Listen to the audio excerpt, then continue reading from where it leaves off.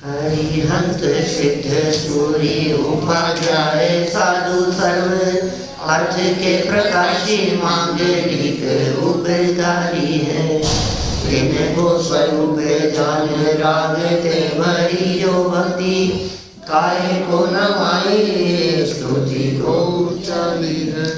धन्य धन्य तेन ही से काज सब आज भाए कर जोड़े बारे बारे वंदना हमारी है। मंगल कल्याण सुख ऐसो हम चाहते हैं। ओ मेरी ऐसी दशा जैसी तुम धारी है। ओ मेरी ऐसी दशा जैसी तुम धारी है। ओ मेरी ऐसी दशा जैसी तुम धारी है।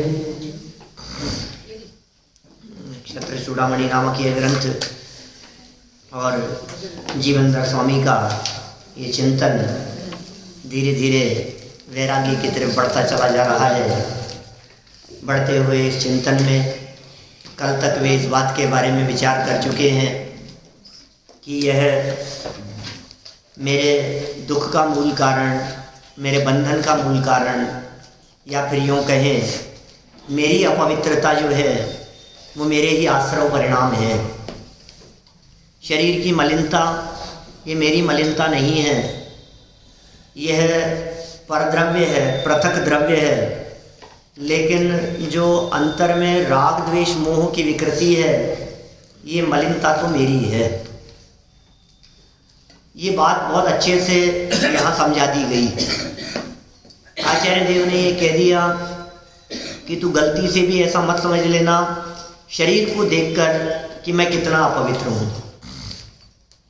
ये अपवित्रता भले ही ज्यों की त्यों बनी रहे, फिर भी तू भगवान बन सकता है, वीतरागी सर्वज्ञ हो सकता है, अनंत सुखी हो सकता है। माने शरीर की मलिनता तेरे अनंत सुख को प्रकट करने में बाधक नहीं है। साधक भी नहीं कह सकते, लेकिन ये मलिनता बाधक नहीं है। देह की मलिनता ये बाधक नहीं है। देह को साधक कहा था उपचार से, है ना, लेकिन देह की जो मलिनता है ये बाधक नहीं है, केवल ज्ञान ले सकता है। लेकिन ध्यान रखना तेरे अंदर में जो खुद की मलिनता है वो बाधक है। बोले वो कौन सी मलिनता है? तो फिर ये आश्रव भावना लिख करके कह दिया कि तेरे अंदर में होने वाले कषायों के भाव, विकार के भाव, राग द्वेष काम क्रोध आदि के परिणाम, ये सब आश्रव है। और दौलत राम जी ने कह दिया दुखकार घनेरे, ये घने दुख देने वाले हैं ये आश्रम के परिणाम। बोले इनको छोड़। अब ये टेंशन में आ गया। ये इसलिए टेंशन में आ गया कि भाई साहब शरीर यदि गंदा दिखता था तो नहा लेता था। शरीर यदि अपवित्र दिखता था तो ऊपर से कुछ लगा लेता था और साफ सफाई कर लेता था। अच्छे साबुन से, अच्छे शैम्पू से, अच्छे तेल मालिश और जो कुछ भी करता, मैं मतलब बहुत अच्छे से फ्री हो सकता था। कैसे? यदि शरीर की अपवित्रता होती तो। अब टेंशन मुझे इस बात की हो रही है कि ये जो आश्रम वाली जो मलिनता है इसको कैसे धोऊं? बात समझ में आ रही है आपके? माने मुझे ये शरीर की अशुचिता और अपवित्रता वाली बात तो समझ में आ गई, लेकिन ये राग और विकार वाली जो अशुचिता और अपवित्रता है ये समझ में नहीं आ रही। मैं क्या करूं इसके लिए? बोलो। अब कोई उपाय समझ में नहीं आ रहा। तो आचार्य देव ने कहा कि सुन भाई, अभी तो भावना भाता रहे। अब क्या भावना भाऊं? बोले आश्रम के तुरंत बाद में एक संवर नाम की भावना भा। माने इसमें कुछ एक अलग प्रकार का चिंतन किया जाता है संवर भावना में। हम यहाँ से चर्चा प्रारंभ करेंगे संवर भावना की, लेकिन एक प्रश्न चित्त में फिर खड़ा होता है कि भाई ये संवर की चर्चा आप करने वाले हो, आप कर रहे हो, लेकिन बंद क्यों नहीं लिया? भाई तत्व परक है ना ये। तो फिर संवर के बाद में निर्जरा काय को ले लिया? वो आश्रम के बाद में तत्व परक है ना ये सारा चिंतन। और तत्व सात होते हैं, हम तो जानते हैं। जीव अजीव तो मूल है, फिर आश्रव, बंध, संवर, निर्जरा, मोक्ष। तो अब ये आश्रव तो ले लिया और बंध नहीं लिया।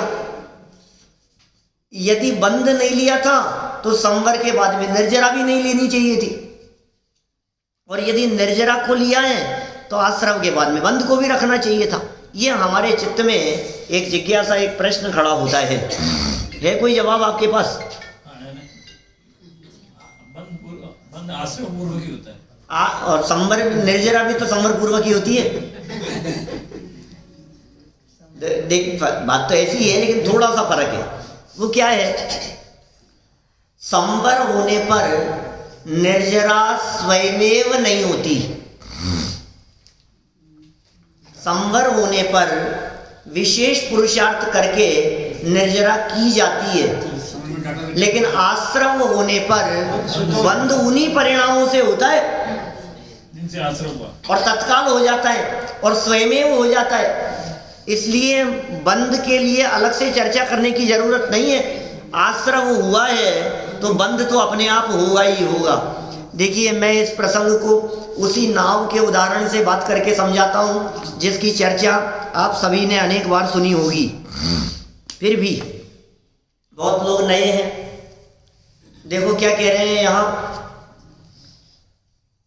नाव चलती है ना पानी में, नाव चलते चलते यदि उसमें छेद हो जाए तो छेद हो जाने पर पानी का आना वो आश्रव कहलाता है। आश्रव माने आना, छेद हुआ और पानी आना शुरू हो गया, और आके पानी का रुकना नाव में ही वो बंद है।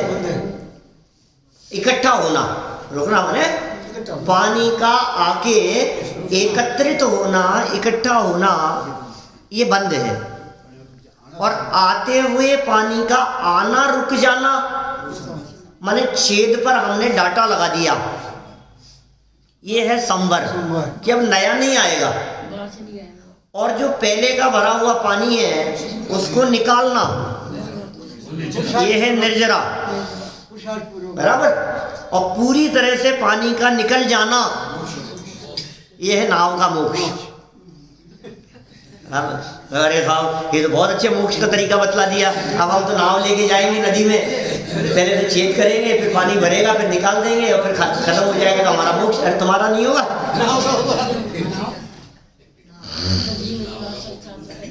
ये उदाहरण दिए, बराबर। अब इस उदाहरण से बात समझो तो समझ में आ जाती है। हमें बतलाओ, संवर के लिए क्या किया आपने? डाटा लगाए, ये संवर।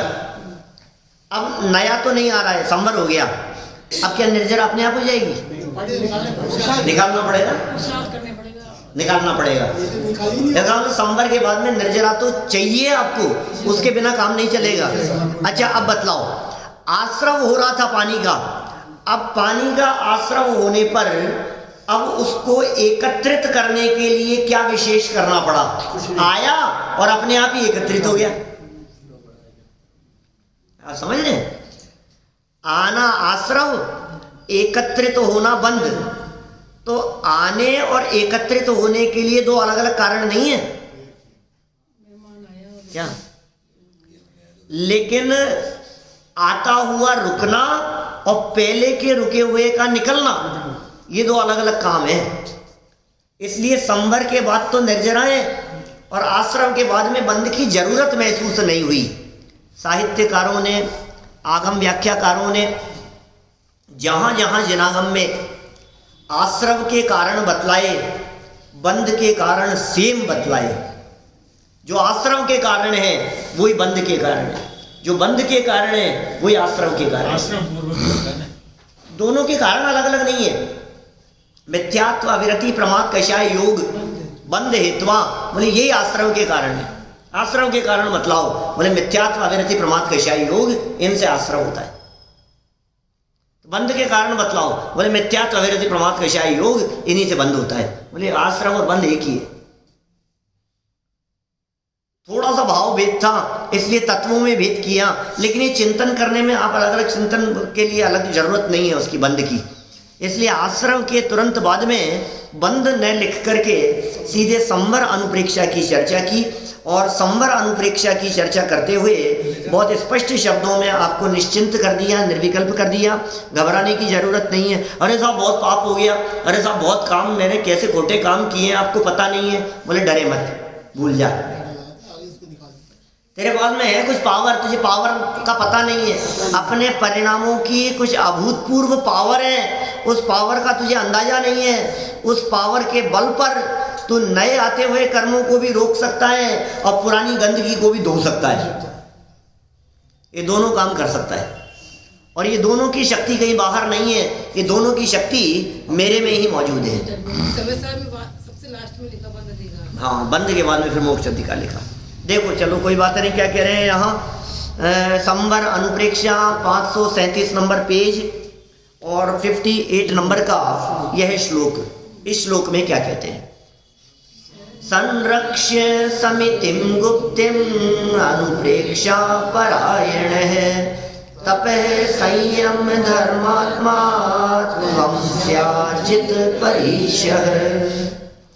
हे आत्मन, 12 भावनाओं में तत्पर तू तप, संयम और धर्म रूप होकर समिति और गुप्तियों का पालन करता हुआ 22 परीक्षाओं का जीतने वाला हो संवर। बहुत जबरदस्त चीज है ये। संवर के बिना निर्जरा किस काम की? संवर नहीं हो मान लो और निर्जरा में उपयोग लगाता रहे तो किस काम का? पानी का आना तो रुका नहीं, पानी तो आए जा रहा है, और तू मग्गा लेकर गिलास से नाव में भरे हुए पानी को निकालने के लिए परिश्रम किए जा रहा है। तेरा ये सारा परिश्रम बेकार जाएगा। क्यों? क्योंकि पानी तो आता जा रहा है, आता जा रहा है। तो पहला काम क्या करें? उसको रोक। ये संवर इतना जरूरी है, बिन संवर के निर्जरा किसी काम की नहीं है। आते हुए कर्मों को पहले रोक। पहले तो ये व्यवस्था कर कि नए चोर नहीं आए, और फिर व्यवस्था करना है कि जो बैठे पूर्व चोर उनको भगाना है। पहले के कोई बैठे हुए हो तो उन्हें भगाना है। नए चोर नहीं आए, घर में चोर नहीं घुस जावे, इसकी व्यवस्था तो पहले करना चाहिए कि नहीं? गेट के दरवाजे पे ताला लगाओ, क्या चौकीदार खड़ा करो, कुछ व्यवस्था ऐसी करो कि जिससे वे आए नहीं। तो साहब क्या करें इसके लिए ये बतलाओ। कर्मों को आने से रोकना है। कितने रुपए लेगा भैया चौकीदार? कितने में आ जाता है? 8-10 हज़ार तो लेता है। 10 हज़ार तो मामूली बात है आजकल। बोलो 10 हज़ार रुपये लगा करके खड़ा करते हैं अपन, तो फिर नहीं आएंगे ना कर्म। कर्मों को कैसे रोकेगा? 24 घंटे के चाहिए, 2 लगा लो। बोलो अपने पास पैसे की कमी नहीं है, लेकिन कर्म नहीं आने चाहिए। कर्म चोर चाहूं और सर्वस्व लूटे सुध नहीं, ये आश्रम भावना में कही थी। अब इन कर्म रूपी लुटेरों को रोकना है तो हमें चौकीदार लगा दिया हमने। अब तो रुक जाएंगे कि भाई अदृश्य गुंडे हैं क्या, ये दिखते नहीं है, ये कैमरे में भी नहीं आते। अरे ये कैमरे में क्या नहीं आते, ये कर्म सच में खुद कैमरे हैं। हाँ, ये कैमरे खुद। क्या आप क्या सोच रहे हो कि ये कैमरे की पकड़ में नहीं आते कर्म रूपी चोर?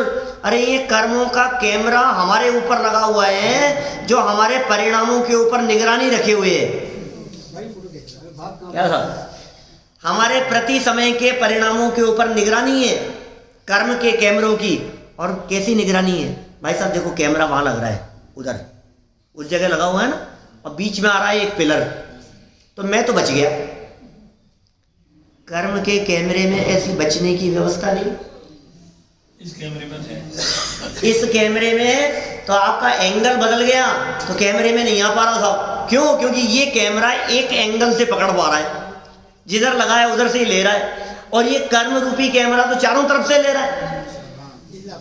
क्या ये जो कैमरे लगे हुए हैं, ये कैमरे तो लाइट चले गई, अब काम नहीं कर रहा, अब कैसे करे बोलो? ये कैमरे तो खराब हो गए, इस कैमरे में तो लाइन डिस्टर्ब हो गई, अब नहीं हो पा रहा है। ये कैमरा तो कभी अंधेरे में अच्छा नहीं लेगा, कभी विजन अच्छा नहीं आया, कभी लाइट अच्छी नहीं थी, कभी रोशनी प्रकाश कम था, कुछ था, कभी धुंधला दिखाएगा, उसके ऊपर जाला आ गया तो नहीं दिखाई दे रहा है।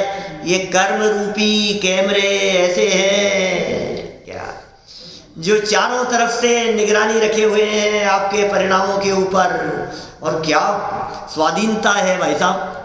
इनमें तो खराबी भी हो जाती है आपके कैमरों में, उसमें कोई गड़बड़ी नहीं होती क्या। इसे तो कोई अपराधी अपराध करने वाले पहले काला कपड़ा पहन करके आते हैं ऊपर से क्या, और कैमरे पर ला करके कपड़ा लगा देते उस पे कपड़ा बांध देते हैं, और फिर उसके बाद में अपने चेहरे से कपड़ा उतार करके आराम से चोरी करके ले जाते। बोलो, अब इन कर्म रूपी कैमरे के ऊपर लगाओ, देखे क्या कि इस कैमरे को भी जो निगरानी रखे हुए था, इसको भी रोकने का काम, इस जेल को रोकने का काम ये संवर कर रहा है। एक पावर है हमारे पास में। ये कैसे होता है संवर? तो कहा संरक्षण करो।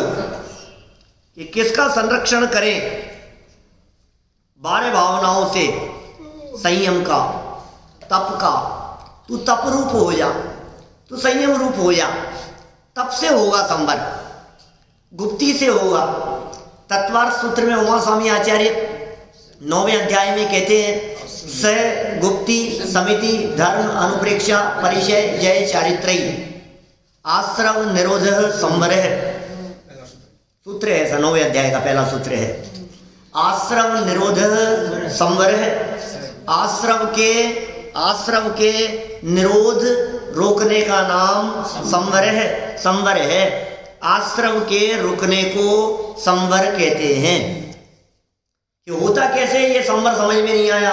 बोले स माने वह संवर, गुप्ती, समिति, धर्म, अनुप्रेक्षा, परिचय जय और चारित्र, इनसे होता है। ये ले लिया इन्होंने यहाँ वादीप सिंह आचार्य देव ने, ये शब्द लिख दिए यहाँ।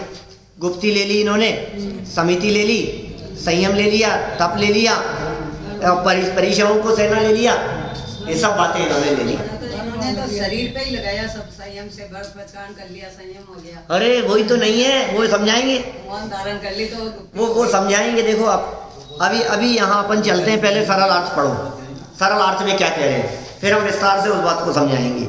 हे आत्मन, तुम 5 समितियों और 3 गुप्तियों का पालन करो। 5 समितियों का पालन करो, 3 गुप्तियों का पालन करो। क्या होती है भाई साहब ये समितियां, क्या होती है? 5 समिति और 3 गुप्ती को अष्टप्रवचन मात्रिका कहते हैं। ये 5 समिति कौन कौन सी है? हाँ बोलो।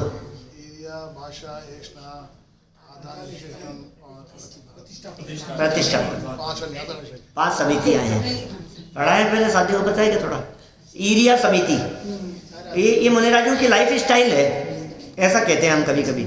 लेकिन ये जितना कथन किया गया है, जितना कथन आप इनके बारे में जैसा समझते हैं, ये सिर्फ जड़ रूप कथन है। वास्तव में समिति किसका नाम है? निश्चय से समिति और व्यवहार से समिति किसका नाम है? और 3 चीजें हैं इसमें, और एक है तीसरे नंबर पर जड़ की क्रिया। ये बातें बीच में कोई प्रकरण चला था तब मैंने समझाई थी विस्तार से। ये कहाँ चला था ये प्रकरण, मुझे ध्यान नहीं आ रहा है। तत्व ज्ञान पाठमाला वगैरह के अंदर कहीं किसी प्रकरण में, तो मैं समझा रहा हूँ वापस। देखो आप पहले देखो, ईरिया समिति, बोलो किसे कहते हैं बताइए? ईरिया समिति। अभी मैंने इतना कह दिया ना, तो अब तो सब सावधान हो गए क्या कहना है।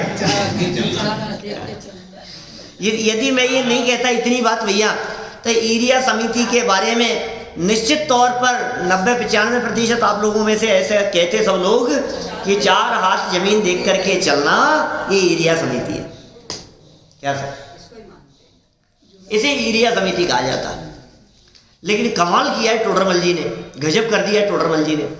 यहीं बैठ करके लिखी मोक्ष मार्ग प्रकाशक में वो गहराई की बातें कि भाई ये कहाँ तू 4 हाथ जमीन देख करके चलने को ईरिया समिति समझ रहा है? कि हाँ, जब चलते हैं तो 4 हाथ जमीन देख करके चलने रूप प्रवृत्ति भी होती है, लेकिन अंदर में 3 कषाय चौकड़ी के अभाव जन्य शुद्ध परिणति उसके होने पर वो तो है निश्चय से समिति। 5 इंद्रियों और मन को बाहर से समेट लेना, उसका नाम है समिति। सीमित हो जाना, सीमित हो जाना। समिति किसका नाम? उपयोग को बाहर से समेटकर अपने में ले आना, उसका नाम निश्चय से समिति है। और उसके होने पर बाहर में 4 हाथ जमीन देखकर चलने का जो विकल्प है वो व्यवहार से समिति है। उसके साथ में अंदर में शुद्धता, और शुद्धता के साथ में बाहर में 4 हाथ जमीन देखकर चलने का जो विकल्प उत्पन्न हुआ है, विकल्प जीव का है, वो शुद्धता भी जीव की है। और ये प्राणियों का वध न हो, हिंसा न हो, ये सावधानी और यत्नाचार पूर्वक प्रवर्तन का जो परिणाम है मन में, ये शुभ विकल्प है। पर वो शुद्धता ये व्यवहार से, उस शुद्धता के साथ में। नहीं, पर वो शुद्धता नहीं तब क्या करें? वो शुद्धता न हो तो फिर इसको निश्चय के बिना व्यवहार काहे का व्यवहार? नहीं, करना है नहीं करना। क्या व्यवहार का व्यवहार है। व्यवहार का व्यवहार है, क्या कहूँगा, बहुत स्थूल है। अब इसको कह दो आप लोग व्यवहार में, बाकी वास्तव में तो कुछ है नहीं। फिर वो है किस काम का, ये तो बतलाओ। अंदर में शुद्धता ही नहीं है तो फिर इसे किस काम का कहें हम? पात्रता पे लगाओ आप। धुलाई नहीं हो तो बाराती किस काम के? हाँ, तो पात्रता पे लगाओगी, जिसकी पात्रता हो उसको क्या हाँ। करना चाहिए? भाई जिसकी पात्रता तो अंदर से होगी। अंदर से पात्रता होने पर बाहरी प्रवृत्ति हो तो सच्ची है, और बाहरी प्रवृत्ति हो और अंदर में पात्रता नहीं हो तो सब झूठी है। सब झूठी। वही पैकिंग और माल वाला फॉर्मूला है। माल नहीं है तो पैकिंग किसी काम की नहीं है, और माल यदि है तो पैकिंग जरूरी होगी, कोई बात ही नहीं है। वही निश्चय व्यवहार के अंदर जो दूल्हे का और बारात का जो बात कही गई है, ऐसे 50 उदाहरण है, बहुत दिया करते थे पंडित जी साहब ने। ऐसे हम तो साहब क्या दागी है, दागे आए, तुम्हारा तो मरा क्या है तो दागे आए। दाग देने आए हैं कि कौन मर गया, कि मरा तो कोई नहीं। ऐसा थोड़ी ना होता है। बिना मुर्दे के क्या आप दाग देने वाले कैसे हो सकते हो? उसके बिना नहीं हो सकता। बिना दूल्हे के आप बाराती कैसे हो सकते हो? भीड़ गहलाएगी फिर। भीड़ कहलाएगी वो। दूल्हे के बिना कहने साहब बारात आइए, बारात आइए, ये साहब दूल्हा कहाँ है? कि दूल्हा तो क्या कर जरूरत है, बहुत खवारे लोग हैं, किसी को भी बिठा देंगे। ऐसा नहीं चलेगा भाई, ऐसा नहीं चलेगा। पर पात्र जी भीड़ घास पे नहीं चले, पात्र जी भी ठीक है, देखे चले। ठीक है, वो तो सावधानी यत्नाचार प्रवृत्ति तो सबके लिए चाहिए। अभी ईरिया समिति में 2 बातें दी अभी हमने, निश्चय से शुद्ध परिणाम, शुद्धोपयोग, शुद्धता या 3 कषाय चौकड़ी के अभाव में शुद्ध परिणति, वो तो निश्चय से है। व्यवहार से शुभ परिणाम देखकर चलने का 2। अब तीसरे नंबर पर इन दोनों के होने पर जो देख करके चलने रूप प्रवृत्ति हुई वो जड़ की क्रिया, और इन तीनों का सुमेल जहां हो वो कहलाती है सच्ची समिति। बोला भी प्रमाद इतना चौकर समिति क्या? या समिति चले छेड़ा लगी लाइनें हैं। प्रमाद तज चौकर मही लगी समिति हिरियाते चले, ऐसे लाइनें। प्रमाद छोड़ करके, और चौक कर मतलब होता है हाथ, और चौ मतलब 4 हाथ जमीन देखकर चलने की प्रवृत्ति अंदर में अप्रमादी होकर वो समिति है। सब जगह पर इस तरह की प्रवृत्ति लगाना, गुप्ती में भी इसी तरह की बारीक बात लगाना। ये कहते हैं सब मन वचन काय को रोकने का नाम गुप्ती है। गुप्ती 3 है ना, मन गुप्ती, वचन गुप्ती और काय गुप्ती।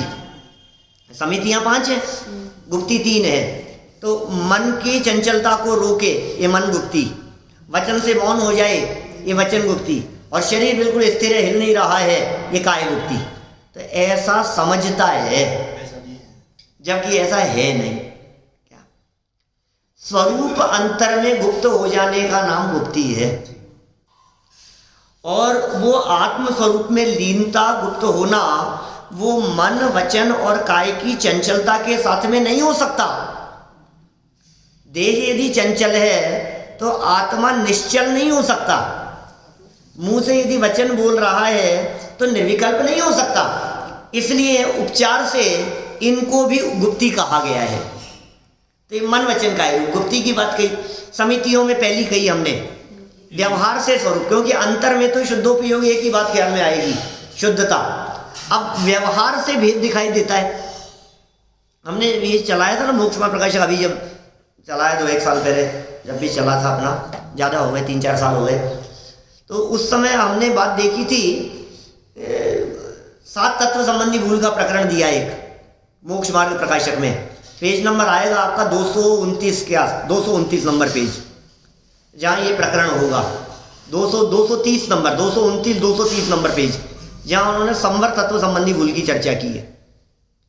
तो अब उस पेज पे वो क्या कहते हैं, वो ये कहते हैं गुप्ती संबंधी भूल क्या है, समिति संबंधी भूल क्या है, धर्म संबंधी क्या भूल कर, धर्म मतलब 10 धर्म, क्षमा मार्दव आर्यवादी, फिर अनुप्रेक्षाओं के संबंध में क्या भूल करता है, परिचय जय और चारित्र, एक एक के लिए अलग अलग पैराग्राफ दिए उन्होंने, बहुत विस्तार से संवर तत्व संबंधी भूल का प्रकरण दिया वहाँ व्यावहाराभासी में। व्यावहाराभासी के प्रकरण में 225 नंबर पेज से शुरू हुआ है 7 तत्व संबंधी भूल का प्रकरण, और आगे बढ़ते हुए 25 फिर 26 27 28 नंबर पेज पर आएगी वो चर्चा संवर तत्व संबंधी भूल की, खूब विस्तार से। ये वो दृष्टिकोण नहीं हो ना तो ये मार्मिक बात समझ में नहीं आती। फिर हमने वहाँ ये बतलाया था आपको एक विशेष बात कि साहब निश्चय से तो शुद्धोपयोग शुद्धोपयोग शुद्धोपयोग शुद्ध परिणति, वही बात कह रहे हो आप। अब उसी को गुप्ती कह रहे हो, उसी को समिति कह रहे हो, उसी को परिचय कह रहे हो, उसी को चारित्र कह रहे हो। स्वरूप लीनता का नाम ही चारित्र है, तो फिर किसको गुप्ती कहें और किसको समिति कहें, ये भेद कैसे पड़ेगा? ये भेद कैसे पड़ेगा? तो बोले उसके होने पर यदि 4 हाथ जमीन देख करके चलने की प्रवृत्ति हो रही है तब तो ईरिया समिति है, और अंदर में उसके होने पर हित मित प्रिय वचन बोलने की प्रवृत्ति दिखाई दे रही है तो भाषा समिति है।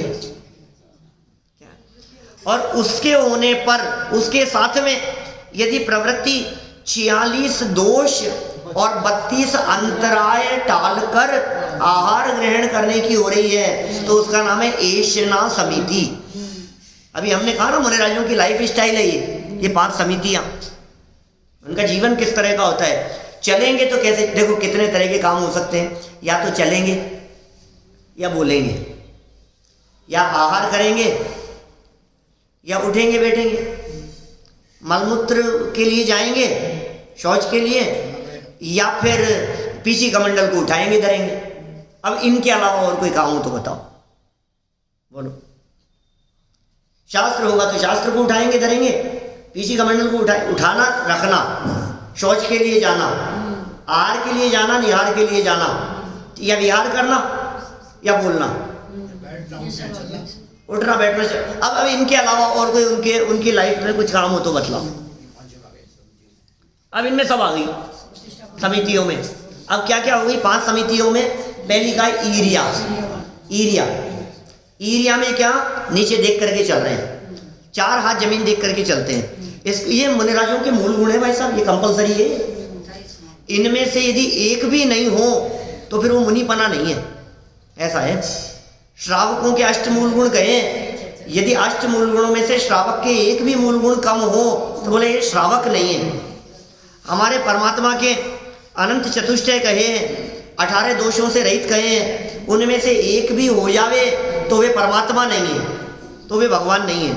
मैं आपसे पूछता हूँ, बोलो, आपके जिन मंदिर में भगवान है, भगवान की प्रतिमाएं हैं, इस प्रतिमा में हल्की सी एक क्या कहते हैं उसको, कनकती क्या बोलते हैं, धागा मान में कमर में इतने से धागे की एक लकीर उस प्रतिमा के ऊपर चारों तरफ बनी हुई हो, प्रतिमा के ऊपर। बाकी पूरी नग्न दिगंबर प्रतिमाएं।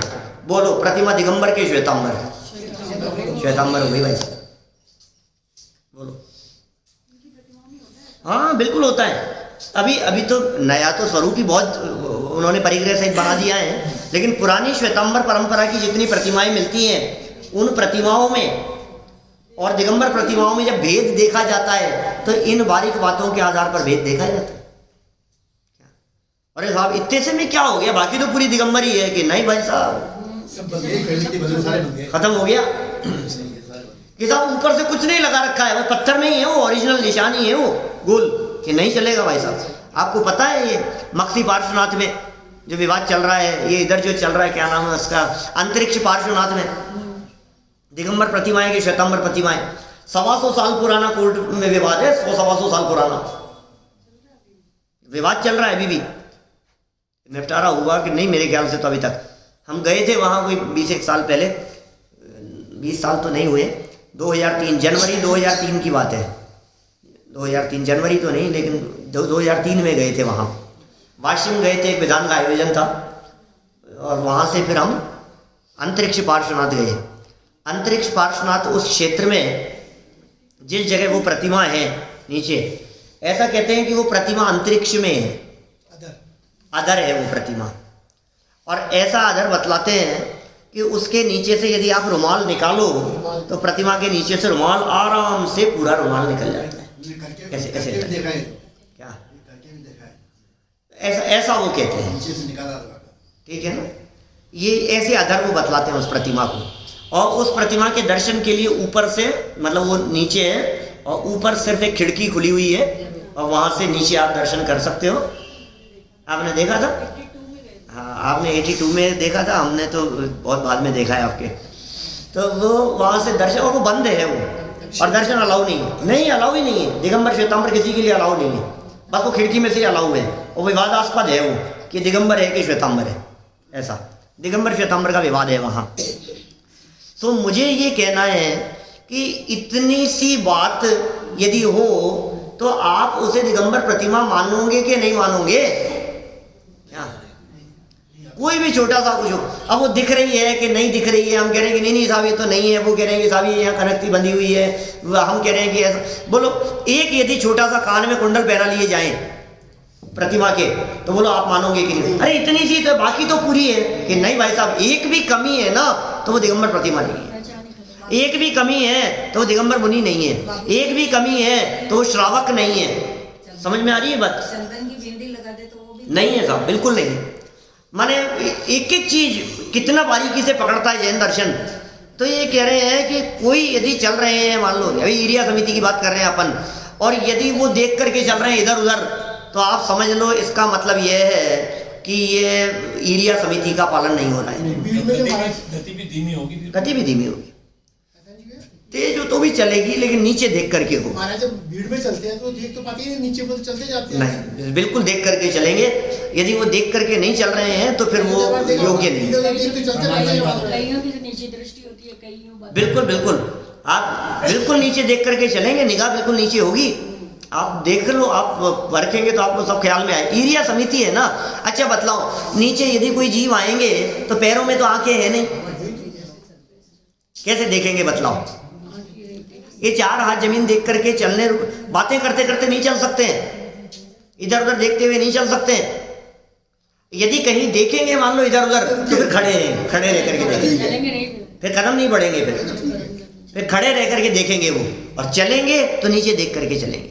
एरिया समिति की बात हुई। नीचे देख के चलेंगे तो बात कैसे होगी? हाँ, नंबर 2 भाषा समिति। भाषा समिति, समितियों की बात कर रहा हूँ। 28 में से 5 समितियाँ हैं, 3 गुप्ती है, सब अलग अलग है बहुत। 5 इंद्रिय विजय है, 6 आवश्यक है, 7 शेष गुण है। वो तो मुनिराजों की चर्चा कभी विस्तार से करें तो अभी तो यहाँ संवर की बात समझा रहे हैं, संवर करने के लिए। भाषा समिति में क्या बात कही? बोले हित मित और प्रिय वचन बोलना, कठोर वचन नहीं है। माने वो सब बातें बहुत विस्तार है। जग सुहित कर सब अहित कर, श्रुति सुखद सब संशय हरे, ब्रह्म रोग हर जिनके वचन मुख चंद्र थे अमृत झरे। ये सब लाइनें हैं, सब छैडाला में लिखी हुई, बहुत बहुत वर्णन है शास्त्रों में। तो अभी क्या बात कही? ऐसे वचन नहीं कहेंगे जो दूसरे को ठेस पहुंचाने वाले हों। गाली गलौच नहीं करेंगे, तू मैं नहीं करेंगे, जिरे बहस नहीं करेंगे, चिल्लाना फटकारना डांटना, ऐसे ऊटपटांग वचन नहीं होंगे, अनर्गल वचन नहीं होंगे। ये भाषा समिति है, ये समिति मूल गुण है। ये इस समिति के अभाव में मुनिपने का घात होता हुआ दिखता है। भाषा समिति हित भला करने वाले हो, मित अल्प हो कम बोले, और प्रिय हो मधुर वचन होंगे। दूसरी समिति होगी भैया, पहले का नाम एरिया समिति, दूसरे का नाम भाषा समिति। नंबर 3 एषणा। एषणा समिति है। एषणा क्या होता है? जब आहार चर्या के लिए जाते हैं तो विधि पूर्वक आहार लेते हैं, और उस विधि में जनागम में दोष बतलाए हैं 46 प्रकार के, और अंतराय बतलाए हैं 32 प्रकार के। ये यदि लग जावे तो आहार छोड़ देते हैं। किसी प्रकार का, किसी के रोते हुए की आवाज़ आ गई, आहार करते हुए कोई रोने लग गया बच्चा, रोते हुए की आवाज़ आ गई, आहार छोड़ देगी। कोई मल दिख गया, कहीं अग्नि जलती हुई दिखाई दे गई, ये सब अंतराय की चर्चा है। कहीं बर्तन गिर गया, लाइट जलती हुई, ये सब जो चीज़ें अग्नि है, लाइट को अग्नि माना गया है इसलिए, क्योंकि लाइट की चर्चा तो शास्त्रों में है नहीं, लाइट ही नहीं थी उस जमाने में 40-50 साल, तो उसको अग्नि का उल्लेख है ना शास्त्र में। ये अग्नि है, ये अग्नि, ये जला देती है, ये व्यक्ति जल जाता है, इसके अंदर करंट है, इसके अंदर अग्नि का ही जीवों की हिंसा हो रही है इसके जलने में। तो ये यदि दिखाई देवे आहार छोड़ देते। तो ऐष्णा लेना चाहिए क्या था, उद्देश्य कार। हाँ वो इसमें नहीं है, 28 में नहीं है, 28 में वो चर्चा नहीं है, वो तो प्रतिमाओं में है, प्रतिमा ही आपको श्रावकों की प्रतिमा। काम तो पहले ही हो गया। चलो खैर, क्या कह रहे हैं, कितना ऐष्णा समिति माने 46 दोष और 32 अंतराय टालकर आहार ग्रहण करना, बराबर 3 हो गए, ईरिया, भाषा, ऐष्णा। चौथे नंबर पर है आदान निक्षेपण। आदान निक्षेपण, आदान माने ग्रहण करना, निक्षेपण माने धरना। किसी भी वस्तु को, पीछे कमंडल, शास्त्र आदि कोई भी वस्तु जो है, जो 3 ही उपकरण कहे हैं, इनको उठाए और धरे तो सावधानी पूर्वक धरे कि वहां जीव तो नहीं। ठीक है, समझ में आ रही है? उठाते समय भी सावधानी। बहुत सारी चींटियां चल रही थी, उसके ऊपर आपने उठा लिया, वो उनको मर गई, ऐसा कुछ नहीं होगा। बहुत विवेक पूर्वक, जीवों की रक्षा के लिए रक्षा रूप परिणाम है उसमें। व्यवहार से कहा रक्षा रूप परिणामों को। अभी तीसरी हो गई नहीं, चौथी हो गई थी, ईरिया, भाषा, ऐष्णा, आदान निक्षेपण, चौथी। और 5वीं है प्रतिष्ठापना। प्रतिष्ठापना समिति कही गई है, मलमूत्र करते समय निर्जंतु स्थान देख करके बैठे। जहां शौच के लिए बैठ रहे हैं, ऐसा नहीं हो कि वो जगह, उस जगह पर गंदगी हो, चींटियां हो, कीड़े हो, आरे हो, जीव हो, हैं, मतलब बहुत सावधानी पूर्वक। कफ भी यदि थूकेंगे तो देख करके, जगह देख करके, क्योंकि हमने किसी के ऊपर थूक दिया मान लो कफ, और वहाँ चींटियां थी बहुत सारी, और कोई चींटियां उसके अंदर उलझ गई, तो ऐसा कर्म बनता है कि भविष्य में दलदल में फंस करके मरेगा। आप जानते हैं, बच नहीं पाते। अभी थोड़े समय पहले वो किशनगढ़ में आपके एरिया में मरे ना, कई केस ऐसे हुए, उसमें डंपिंग यार्ड में जो मर गए। कैसे? घूमने के लिए गए, देखने के लिए, और क्या हुआ वहाँ कि वो फंस गए, उसमें धंस गया पैर, और पैर धंस गया तो धंसते ही चले गए, फिर बच ही नहीं पाए, वो खत्म ही हो गए अंदर। कि आप बचाने के प्रयास वाले भी, मेरे ख्याल से ऐसा भी कुछ हुआ कि उनको दूसरे कूदे थे, वो बचाने, वो भी मर गए। ऐसा है, फैक्ट्री के पास ही हुआ था आपकी। अब हो जाता है ऐसा। बोलो आप, ये दलदल में क्या चीज़ है, दलदल आप निकल नहीं सकते उसमें से, तब फंस जाओगे आप। अभी ये क्या, आपने कब थूक दिया और चींटी भी उसके अंदर तड़फड़ा रही है, अब वो उसमें से निकल नहीं सकती है, फंस गई। ऐसा कर्म बनता है। सावधानी, हर क्रिया सावधानी रूप होनी चाहिए, ये सिखाती है हमारी जनवाणी। 5 हो गई है, ईरिया, भाषा, ऐष्णा, ईरिया, भाषा, ऐष्णा, आदान निक्षेपण और प्रतिष्ठापना, ये 5 समिति है। चैड़ाला में चर्चा चलेगी तो करेंगे विस्तार से चर्चा, जब आएगी तब, है ना। देखो, तो ये 5 समिति, 3 गुप्ती हो गई। गुप्ती के नाम बतला दिए, मन, वचन, काय। मन, वचन, काय, इनकी चेष्टा का रुकना, क्योंकि गुप्ती कह रहे हैं मन, वचन, काय, इनको योग भी कहते हैं। जब इनकी चंचलता होती है तो योग कहलाता है, जब चंचलता रुकती है तो गुप्ती कहलाती है। योग नमोहु त्रियोग समारी के, चैड़ाला का मंगलाचरण है, तीनों योगों को संभाल करके, मन, वचन, काय, तीनों योगों को संभाल के, माने ये 3 योग कब है, चंचलता हो रही है तो संभालने की बात कही। अब इनकी स्थिरता रुक गई, मतलब अस्थिरता रुक गई, स्थिर हो गए तो कहलाए गुप्ती। समिति हो गई, गुप्ती हो गई। फिर क्या कहा इन्होंने, गुप्ती समिति, धर्म शब्द का प्रयोग आया, धर्म रूप होकर। 10 धर्म कहें, क्षमा, वार्धे आदि सब सुनते हैं प्रतिवर्ष आप लोग, 10 धर्म। और फिर क्या कहा, धर्म अनुप्रेक्षा, अनुप्रेक्षाओं का चिंतन तो चल ही रहा है अपना, बराबर। और 22 प्रकार के परिशह कहे उन्होंने, परिषोडव्याह परिशः, ऐसी व्याख्या की है उमा स्वामी आचार्य ने। और उन्होंने कहा है क्षुत पिपासा शीत उष्ण दंशमशक नाग्न्या अरति स्त्रीचर्या निषेध्या शय्या क्रोश वध याचना लाभ रोग तृण स्पर्श मल सत्कार पुरस्कार प्रज्ञा ज्ञाना दर्शना। 22 परिशह के उमा स्वामी आचार्य का सूत्र बोला है मैंने, 22 परिशहों के नाम बतलाने वाला। क्षुधा, तृषा, शीत, उष्ण माने सर्दी गर्मी, कांटा लग गया, दंश मशक, नग्नता, ये सब परिचय हैं जो मनुष्य जीवन में होते हैं। ये सब ये कह रहे हैं इन सबको जीतने वाला हो, इन सबको जीतने वाला। ये सब संवर के हेतु बतलाए जा रहे हैं। बाहरी प्रवृत्ति रूप लोगे तो व्यवहार लगा, जड़ की क्रिया है, परिणामों से लोगे तो कहेंगे व्यवहार से है, और इन परिणामों के साथ में अंतरंग शुद्धता भी होगी तो वास्तविक समिति आदि है। देखिए मुनि अवस्था में होगा, हम क्या करें?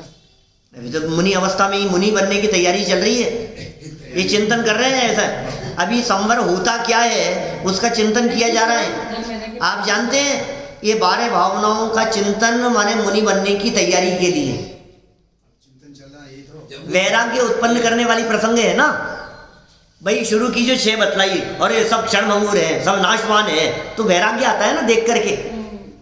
अरे साहब देखो इन्होंने कितना प्रयास किया फिर भी बचा नहीं पाए, तो वैराग्य उत्पन्न होता है ना।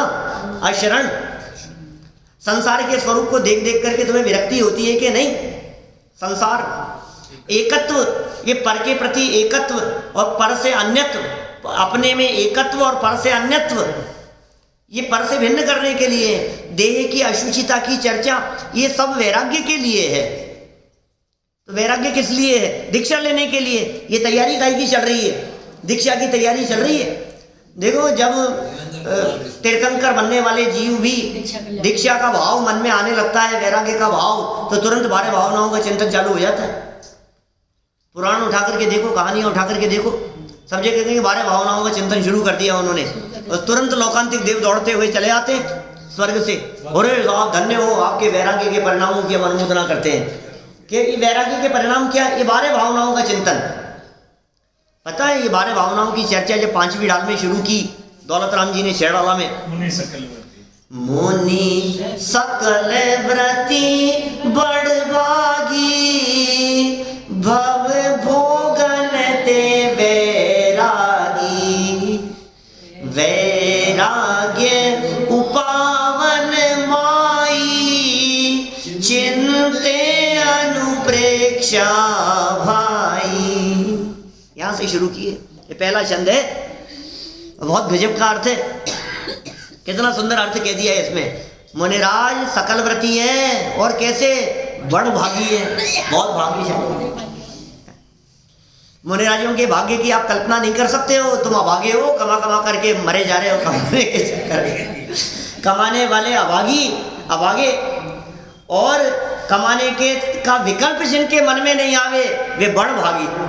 क्या ये बड़े भाग्यशाली है? ऐसे भाग्यशाली हैं इंद्र चक्रवर्ती, बड़े बड़े सम्राट आएंगे और अपना मुकुट धरेंगे उनके चरणों में, क्या उनके चरणों में लौटेंगे, उनके चरणों की धूल अपने माथे पर लगाएंगे। ये बड़े बड़े इंद्र जैसे भी ऐसे ऐसे महाभाग्यशाली हैं हमारे मुनिराज। मुनि सकल व्रती, सकल व्रती माने महाव्रती। मुनि सकल व्रती बड़ भागी भव भोगन ते वैरागी, भव से और भोगों से जिन्हें विरक्ति हो गई। फिर वैराग्य उपावन माई, माँ, वैराग्य को उत्पन्न करने वाली माँ, जन्म देने वाली माँ। कौन सी माँ की बात कर रहे हैं? उस माँ की बात कर रहे हैं जो माँ वैराग्य को जन्म देती है।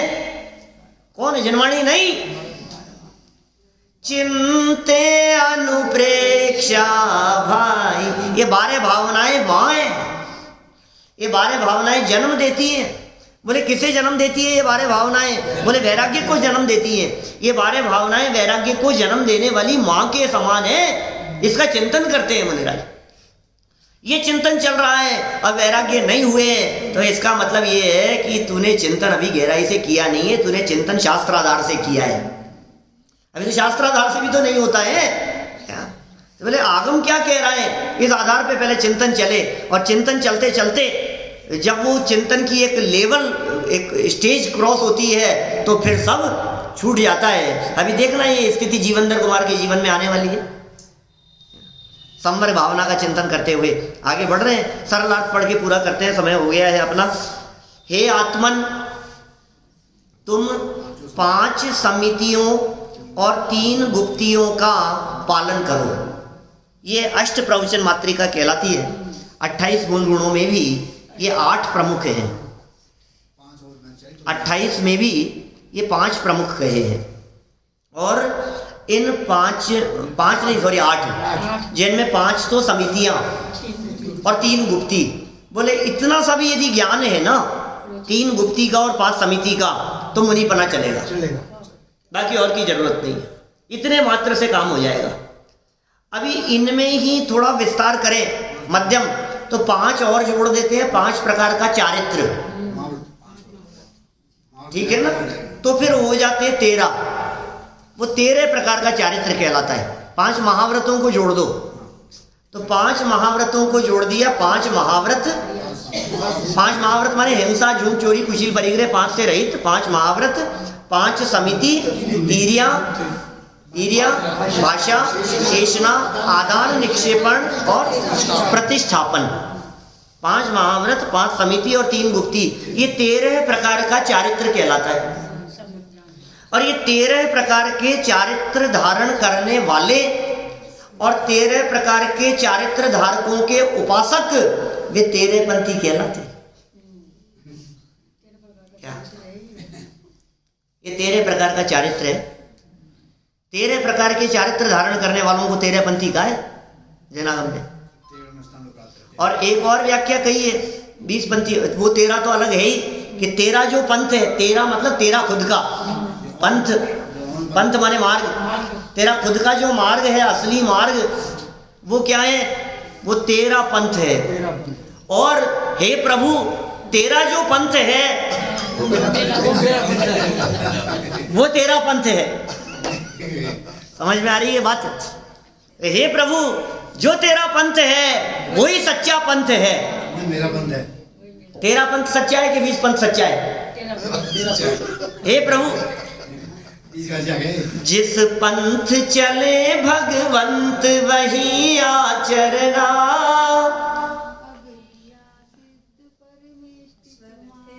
अब लिया सिद्ध परमेश्वर तुम्हारा शरणा, क्या सिद्ध चक्र विधान की है क्या? अच्छा, भजन गाते हैं समझ प्रकाश जी हो। माने ये क्या, ये 13 पंथ, 13 पंथ हो गया। तो फिर भगवान से पूछा कि प्रभु तुम्हारा पंथ कौन सा है, जिसे हमने 13 पंथ कहा है? तो प्रभु ने कहा कि सुन, कि तेरे खुद के अंदर से वो जाता है रास्ता, इसलिए तेरा खुद का ही पंथ है वो, कहीं बाहर में पंथ नहीं मिलेगा तुझे, वही तेरा पंथ है। और ऐसे 13 पंथ माने अपने स्वरूप को, जो भगवान का मार्ग है, उस पर जो चलते हैं, तो 13 प्रकार के चारित्र का पालन होता है। 5 महाव्रत, 5 समिति और 3 गुप्ती, और इनका पालन करने पर कहलाता है 13 पंथ। सब समझ में आ रही है? ये 13 पंथ है। और 20 पंथ क्या है? क्या मुनिराजों का पंथ तो 13 पंथ क्या? और श्रावक लोग जो हैं उनके लिए ऐसी भी विवक्षा कही एक, कि 8 मूल गुण और 12 व्रतों का पालन करना, ये 20 प्रकार से जीवन जीना, ये जो श्रावक है ये कहलाते हैं 20 पंथी।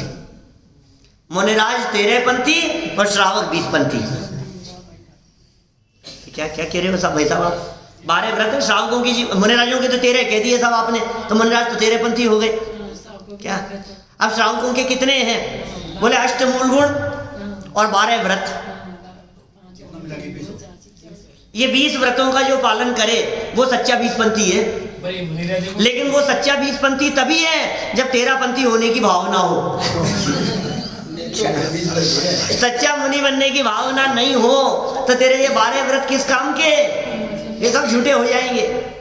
ये अष्ट मूल गुणों का पालन किस काम का, क्योंकि मूल गुणों का पालन और 12 व्रतों की चर्चा में मुनि बनने की भावना समाहित है। 3 गुण व्रत और 4 शिक्षा व्रतों में मुनि बनने की शिक्षा है, उसकी प्रैक्टिस है, ऐसे प्रैक्टिस चलता है। 12 व्रतों का जब पालन करते हैं ना तो उन 12 व्रतों के पालन में मुनि बनने की प्रक्रिया बतलाई है पूरी, और वो प्रक्रिया जिसके चित्त में अंदर में दौड़ती है तो बोले अब ये सच्चा पंथ की तरफ बढ़ रहा है, ये सच्चा मार्ग है। जगत में जो 20 पंथ कहलाता है सो तो सब खोटा शिथिलाचार का पोषण करने वाली प्रवृत्तियां हो गई है, उसकी तो हम क्या बात करें, तो शिथिलता का पोषण है। चलो समय तो बहुत हो गया है, ये बात पूरी नहीं पड़ी अपन ने। हे आत्मन, तुम 5 समितियों और 3 गुप्तियों का पालन करो और 12 भावनाओं के अनुचिंतन में तत्पर हो जाओ, उसी में लीन हो जाओ। तप, संयम और धर्मों को धारण करके परिशहों के विजेता बन जाओ। ये अपने आप को संबोधन हे आत्मन कह करके जीवनधर स्वामी अपने आप को संबोधन कर रहे हैं, और जो संबोधन जीवनधर स्वामी ने आत्मन कह करके किया है, हम सब भी आत्माएं हैं, ये सारी बातें हमारे जीवन में भी लागू हों और हम सबका जीवन ऐसा परम उत्कृष्ट बने, इसी मंगल भावना से बात को यहीं विराम।